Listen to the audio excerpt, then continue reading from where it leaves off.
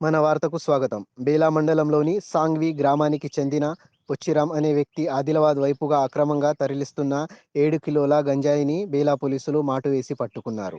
ఈ సందర్భంగా గురువారం సిఐ బేలాలో విలేకరుల సమావేశం ఏర్పాటు చేసి వివరాలు వెల్లడించారు.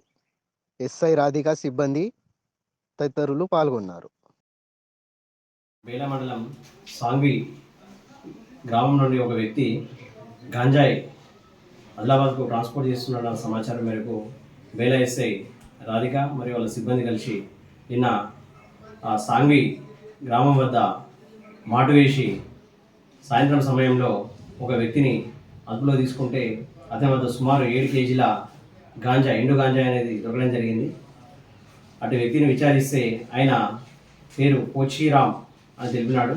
అటు గాంజాయిని ఆయన పొలంలో లాస్ట్ ఇయర్ పంట వేసి సుమారు ఒక 7-8 చెట్లు పెడితే ఆ వచ్చిన పంటని ఆయన ఎండబెట్టి దాన్ని ఎండు గంజాయిని ఆదిలాబాద్లో అమ్ముకుందామనేసి నిన్న పోతుంటే మనకు సమాచారం మేరకు అతను పట్టుకున్నాము.